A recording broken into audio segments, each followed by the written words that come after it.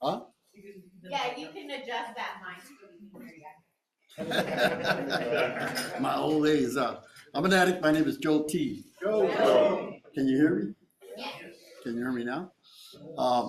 I'm grateful to be clean today. I am a miracle, just like everybody else in this room. And the miracle is that I want to be clean. I come from a family, a dysfunctional family. There was no love around the house.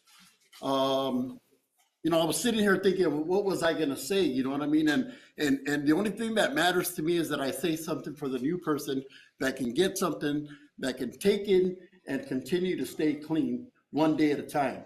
You know what I mean? And for me, like Narcotics Anonymous, and this is a Narcotics Anonymous meeting, so I'm gonna put it out there. I heard the readings, right? So like, I didn't come here to tell you any war stories. I know I do have to tell you a little bit of what I went through and things like that, but I'm pretty sure my appearance already says it, right? Like where I come from, there is no recovery where I come from. There is no 12-step meetings. The only thing I knew about recovery was going to a methadone clinic at 5 o'clock in the morning and getting my dose so I wouldn't be sick the next day. That was it, you know what I mean? And so like, I got started at a young age, my drug of choice is more, but I preferred heroin. I was a heroin addict for over 30 years. Gino, thank you very much for sharing your story, a little bit of your story. It really hit home with me when you talked about coming home after spending so many years in them places, and the first thought that came to my mind was coming home alive, If you don't think Narcotics Anonymous doesn't work, well, you know what? I have a lot of friends, family that's doing life, and they're getting out because of Narcotics Anonymous.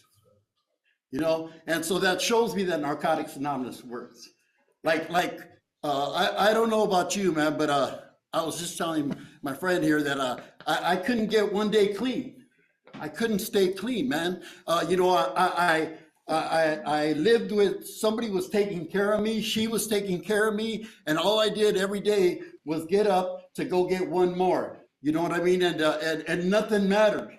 You know what I mean? I had the kids wanted to do this and that, and no, we couldn't do it because like I had to get my next one. My daughter always wanted to go to Disneyland. Her and her mom used to go there all the time, and I couldn't go because Mickey Mouse didn't have the bag. Bottom line. You know what I mean? And I couldn't leave that radius. They talk about that radius around here that we get stuck in, right? And I didn't understand that at first, but I after staying around here for a little while, I started realizing that if I leave, I had to go look for another one, right? And there was times when I would go to them places in due time and get out, and my family would try to run away from me, right? They would move away, and I would have to fight them all over again. And parole would put me on this fucking every week coming in and checking in and stuff like that, and telling me, putting shit in my head and telling me that the family didn't want me around anymore, and they didn't know what I was going to do. But all they knew was that I had to be there every week, every Monday morning with a test. So, like I said earlier, I started off at a young age. I was using and abusing for since 11 years old, maybe even sooner. My first arrest was in the 5th grade. I attacked another student for trying to bully me, an older student, and I attacked him with a knife, and I was on my way to LP. And I'm a little nervous right now, man. I don't even know why, but I'm nervous. You guys make me nervous, man. But it's important, man. My friend was here just reminded me that it's important that we come to these meetings and hear a message of recovery so that we can continue to strive, push forward in recovery and get another day clean, man. Now, we don't focus on a month. We don't focus on 2 months. We don't focus on a year. That will come as long as you stick around and keep coming back, So like I said, I got arrested at a young age, and in a nutshell, I'm just going to give it to you in a nutshell. My life just consisted of getting high, going to prison, and getting out. And that's it for 30 plus years. That was all I knew. You know what I mean? And I don't say that to come up here and thinking I'm big bad chingon or anything like that. It's just the facts. I didn't know how to cope with life, right? I didn't go to school because all I did was get in trouble at school. I was safer at home. My parents tried to get, take me to school. I would walk in the front, walk out the back, and I was back home while they went to work.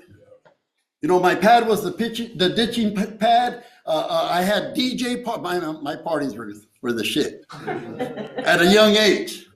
And I come from a neighborhood where the only thing to look forward is doing life in prison or becoming a heroin addict. You know what I mean? Like, I got homeboys today that are in their almost 70 years old and don't have a way out. They have the opportunity to get out, but they do not take that first step to get out. Oh, that's not for me. And I try to encourage them to come to Narcotics Anonymous, man. Your life will change. I'm living proof. Oh, no, that's good. You're doing good, but it's not for me. You know what I mean? So like I said, the way I got started was, the way they got this thing going was, because see, I got a disease up here, right? Drugs are not my problem. It's my thinking. My thinking's my problem. Today, I understand that dope has nothing to do with my problem. My problem is me, and it's not only the obsession to use drugs, because my sponsor, when I call my sponsor, he reminds me that what is the obsession today? Because I could obsess over some shit. I could obsess over tacos. I could obsess over women. I could obsess all kinds of shit, right? And it's nothing to do with dope. Okay, so I just want to put that out there so you can keep in mind that this is not a drug program. This is a behavioral program. I have to change everything about me. They told me that, and I'm sure you guys have heard it. When I first got here, they told me that I had to change one thing. Everything. I had to change the people that I associated with. Yep. I had to change the places that I went to. I had to change my, what do they call it? Playmates, playgrounds, and playthings. I obsess over coffee too. But I'm grateful that Narcotics Anonymous has changed that. So like the way the way that my mind was triggered to use heroin was out of curiosity. I ran around the hood and I thought that hanging out with the older guys was, the shit and all that stuff, right? And they would come to my house and they would use my back. Can we use your bathroom, little homie? We'd come in there. I would sit in there with them thinking I was going with a joint, watching them get their shit ready to slam. And I would always wonder, what the fuck is that stuff, right? And one day, my homeboy came and he was sitting on there and he cut the bottom of a can and he put it on the sink and poured his powder on it. And he asked me to fill him up a cup of water. And when I reached over to fill him up a cup of water, I spilled this shit everywhere. And it was 7:30 in the morning and he was kicking. And you should have seen, he fell to his knees, pulled out his ID and started scraping that shit up, right? And I'm telling you, it's like 7 in the morning and that restroom ain't made clean, bro. There's pubic hairs and all kinds of shit in that shit. And being the addict that he was, he went and did it. And I was scared. I was like, don't drop dead in my house. You know what I mean? But that shit left something in me and I was like, what is in that shit? I gotta try it. So, they used to always tell me, don't ever ask us to give you any of this stuff. You know what I mean? I'll kick your ass if I ever see you doing it and all that, blah, blah, blah. But one day when they didn't have the money and the funds and I did, guess what? I was sitting there loaded with them after that. All the morals, all the self-respect, all that shit went out the window. I didn't have nothing. I didn't have anything to begin with. I didn't have a pot to piss in. I didn't have nothing, but at least I had some morals, some self-respect that I picked up from them places that I had gone for many years, and that's all I had. But I was willing to give them up for another bag.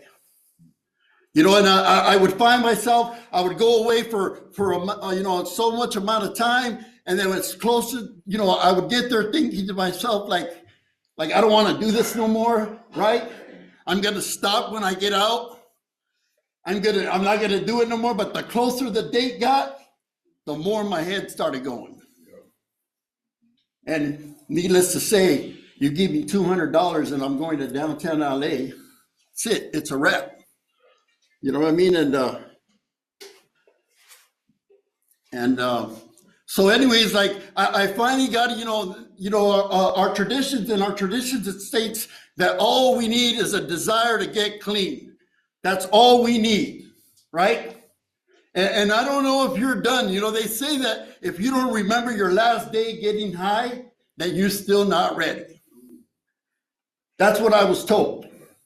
And I always wondered about that, right? And they told me that if you don't remember the misery that you went through the last time you got loaded, then you ain't ready.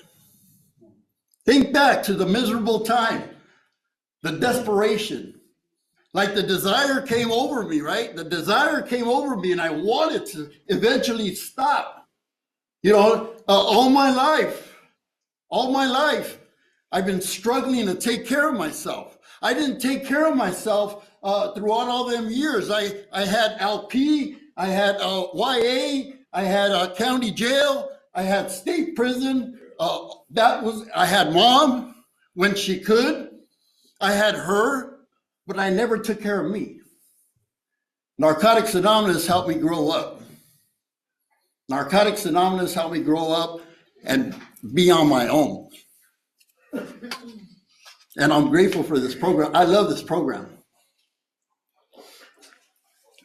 So I went through some years of wanting to stop. I kept going back, you know what I mean? And then on my last term, needless to say, we do what we do. I picked up some more time. I stood there. I was supposed to get out before Thanksgiving. I ended up catching more time, and I lost the family too. You know what I mean? And I was at a point in my life too, I don't want to do this no more.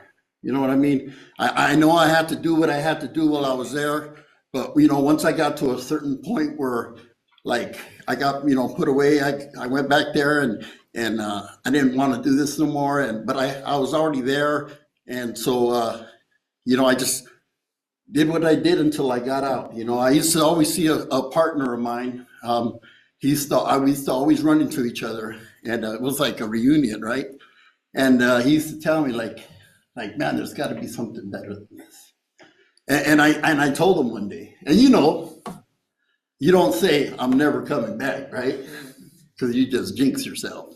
But I told him I'm not coming back, and he was like, "Come on, Obi, don't say that."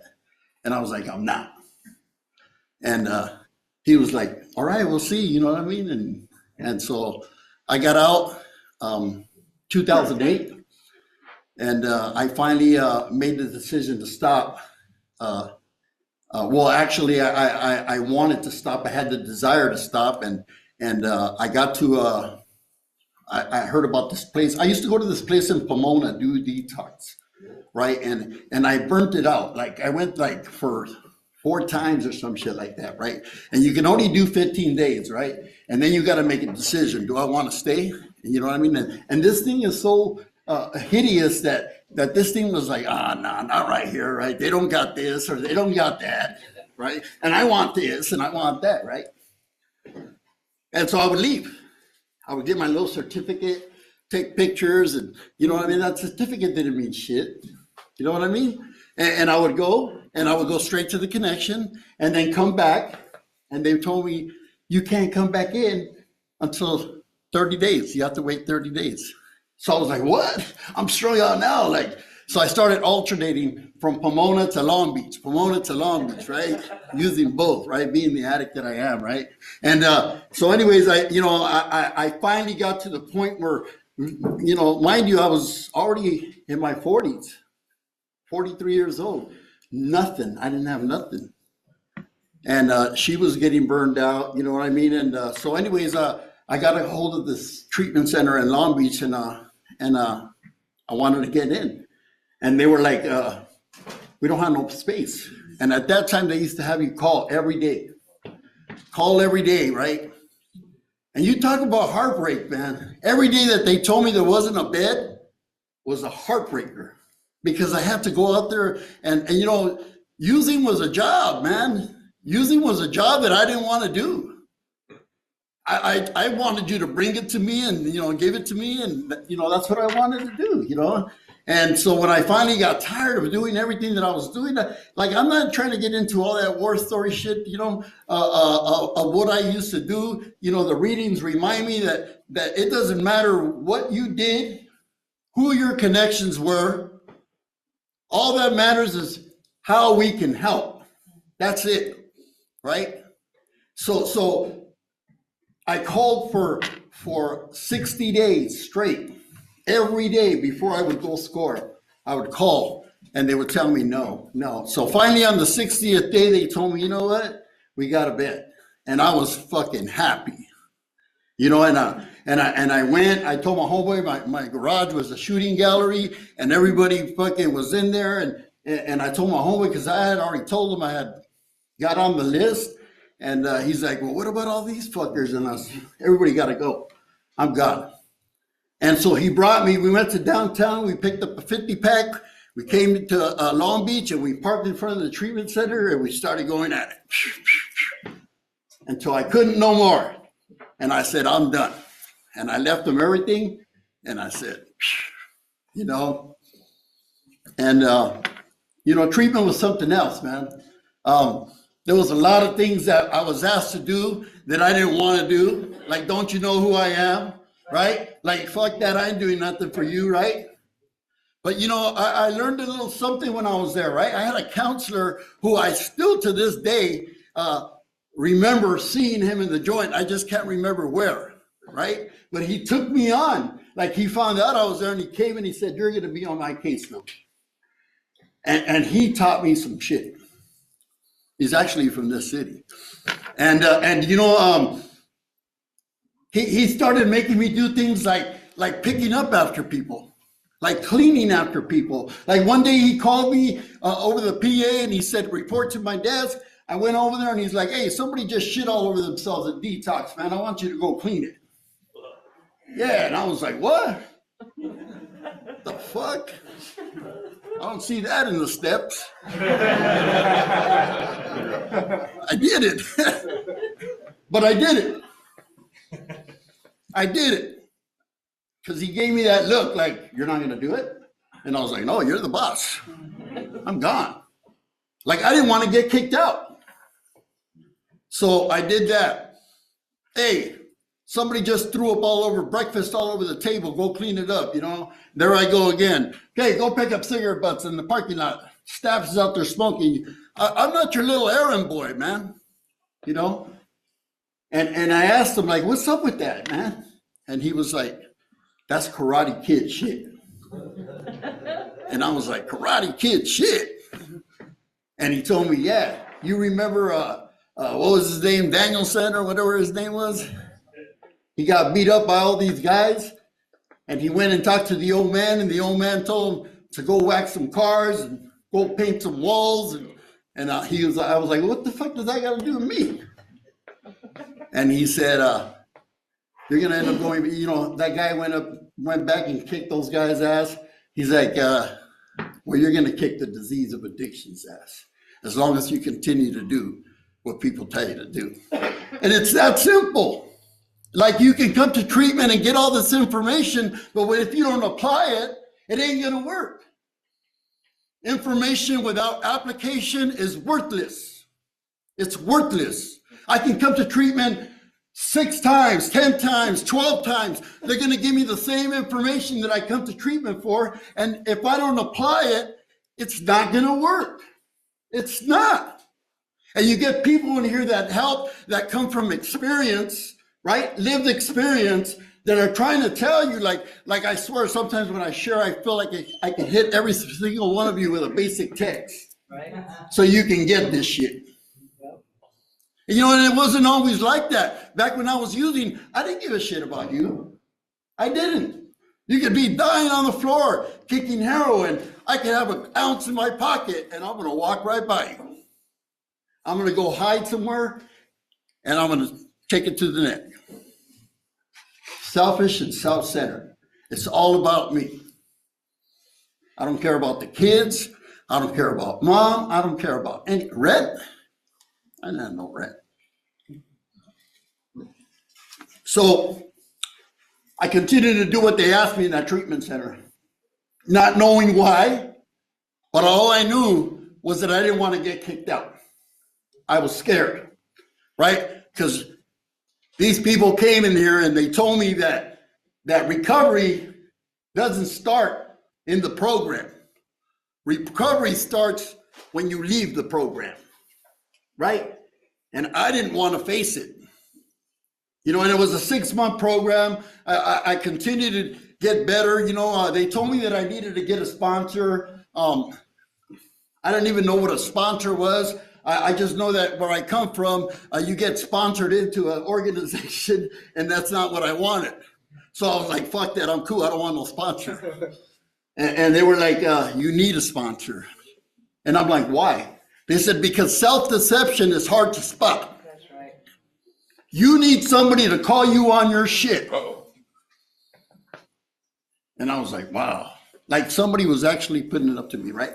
And that counselor reminded me of when I was on the yard, I was willing to listen to another man in blue, no better than I am. When he came around with them rules and he slid them under the door and he said, go by these rules to the best of your ability or else you're going to get dealt with. I was willing to do that, but I wasn't willing to reach out to my hand to another man to ask for help. You know, and it wasn't until he explained all that stuff that I was like, you know what, maybe he's onto something. You know, when I got to treatment, and I didn't know if I was in the right place. Like, I didn't really want to stay. I thought it was protective custody. I was like, no, I can't be here, man. I can't be here, right? You know, and I went to a panel.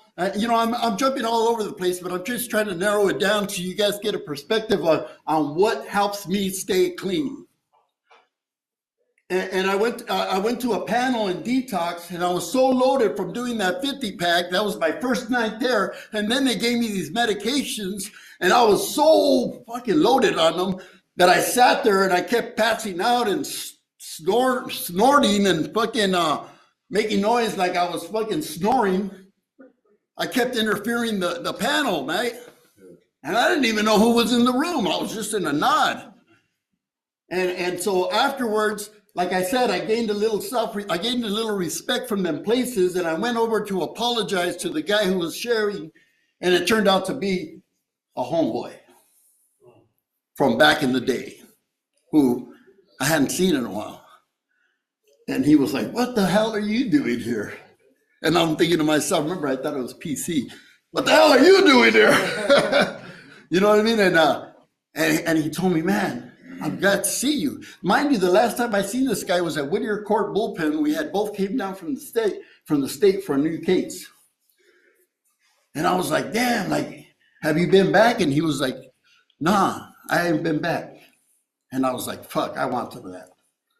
So he told me I'll stay. And I was like, I don't know about these people, man. And I was like, he's like, just stay. I'll bring you cigarettes. And that's what he did on a weekly thing. He would bring me cigarettes whenever he could. No staff, but he would sneak me in candy and stuff because I'm a sugar-free too, right? And I stood, you know. And whatever it was that I stood for, I stood. You know what I mean? And so finally, I started getting towards the end of my stay. It was a 6-month program, and there was this Friday night meeting, Narcotics Anonymous meeting, that I was like, fuck. And it just so happens, like I gotta share this with you. Like, if you don't have a God in your life today, please get one. It doesn't matter what your God is, right? Just get a God. It doesn't have to be a holy roly God. Whatever your God is, go with it. Okay, so like God put me in this meeting on Narcotics Anonymous, and I was introduced to Narcotics Anonymous through this meeting, right? And it just so happens that the secretary couldn't do the commitment anymore, and I was given to me, and because I was willing, you know, and so I took the commitment, and we started. That was it, man. Like I'm here to tell you guys that today, no matter what, I don't get loaded. No matter what goes on in my life. I've been through some challenges. She'll tell you. I've been through some challenges. You know what I mean? They call them no matter what. You know what I mean? And so anyways, I got into that meeting, man, and I started making regularly, man. And I'm not going to stand here and tell you guys that life becomes peaches and cream or anything like that, because it's not. Life's still going to be life. And at some point in life, you're going to go through some trials, right? And if you're not grounded in recovery, you might just fall. Yep. You might just fall. I'm talking about deaths. I'm not talking about deaths of friends. I'm talking about deaths of loved ones. I walked through my mom's death, a reservation that I had for many years. I thought, when my mom goes, that's it. It's party time. I was walked through it by the members of Narcotics Anonymous. You know, I wanted to get loaded. You know, when I got here, they told me about that. We don't use no matter what. Even if we want to, they said, right? I didn't understand that. I use because I want to use. That's it, bottom line. I'll make an excuse with the old lady. I'll pick a fight or whatever. But I'll use because I want to use. So when you're telling me that I'm not going to use even if I want to, how is that? And I went through that, like, trying to figure it out for years. My mom passed away when I had, let's see, I had 8 years clean. Yeah. 8 years clean. Yeah. And I wanted to get loaded. And my sponsorship family, this is another reason why it's great to have a sponsor, man. You know, the sponsorship family came to the rescue. They banged on my door. I was isolating. I had thoughts of getting loaded. And I did that thing that they tell me to do, was tell on myself. I went and opened the door and I let them in because I didn't want to deal with anybody. I lost a Chihuahua. If you guys know me, I love Chihuahuas, man. I got 2 at home right now, but I lost a Chihuahua. And I'm going to tell you, that Chihuahua was just as bad as my mom. I cried. I sat in my room for 3 fucking days going through it. That dog was with me through my addiction and was barely experiencing my first year clean. That's going back. You know, but because of these steps and the principles of Narcotics Anonymous that I apply daily, I'm able to walk through some things. That first step, we just had, and when I got here, they were talking about politics. I heard we don't talk politics in here, but I got to tell you, with all this politics that are going on, everybody's fucking arguing with each other and shit. Like, I apply that first step. I am powerless. I cannot change who's going to be president. So I don't even mess with it. Right. I just leave it alone. Acceptance is a big key around here. If you can't apply acceptance, you're bound to get loaded because you're going to get your feathers ruffled a whole lot of times. A whole lot of times. You know, step 3, you know, turning my will and my life over to the care of God as I understand it, right? Like it doesn't matter how you understand your God, as long as I understand mine is a loving God, and that I'm willing to do whatever my higher power's will is to do. And I believe it's just to continue staying clean and helping the next individual. You know, so like I was saying, you know, I also went through some medical things around here. When I was in treatment, I started feeling really funny. You know, I'd get up, I was still in that fucking prison program, getting up early, staying up all day, shoes on all day and all that shit, right? And I would get really tired towards the evening, and you know, and I was like, damn, something's wrong with me. So I found out, you know, my counselor thought that I was trying to get away, trying to get out on a path so I could deviate, you know, and do my thing. But I kept telling him, something's wrong with me, man. And he was like, yeah, sure. You're just trying to get a pass. And so one day he came and hit me up for a drug test. I was having breakfast and he's like, hey, I need to get a test from you. It's that time of the month. So we went in the bathroom and I peed for him, and my urine was like the color of tea, the color of black coffee. And he was like, what the fuck? And I keep trying to tell you, man. So he sent me to the clinic and I found out I had cirrhosis of the liver. I was at the end stages of liver disease, right? And I didn't even have a year clean then, okay? I didn't get my liver. That was in 2012, beginning of 2012. I didn't get my liver to July of 2015. And I got really, really bad. You know, when I went and took a blood test when I was in Corcoran, and they told me that I had hepatitis C. And I didn't know what hepatitis C was, right? And so my cellie told me like, oh, we all got hepatitis C. Don't worry about it, man. We all right. You're going to live forever. You know, I was like, yeah. He's like, yeah, come on, let's eat. And, you know, like 20 something years later, man, it came back to haunt me, man. I suggest, like, it doesn't make sense for you to get clean and not take care of self. Like, go to the doctor, get checked up. You know what I mean? Like, my sponsor taught me that at early recovery, man. You know, and I got to tell you, man, when I was laying in that bed, I was anxious. Like, I was clean. You know, you can't get a transplant unless you're clean. Okay? I'm grateful that I was clean because I was at the end stages. It still took me some months to get it. But I was sitting there and I had my literature with me, and you'd be surprised how many people were in the program. I had the maintenance guy come in and he seen the literature and he was like, oh, Narcotics Anonymous, huh? 6 years. And I was like, damn, you know, and I only had like 4 years at the time.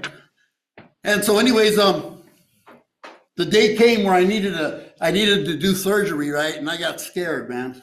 But Narcotics Anonymous showed up and supported me, man.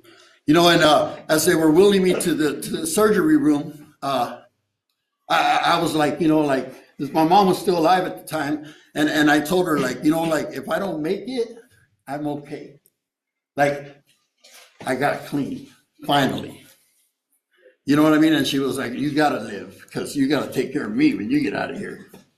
And so anyways, you know, I went through the surgery. It was a 12-hour surgery.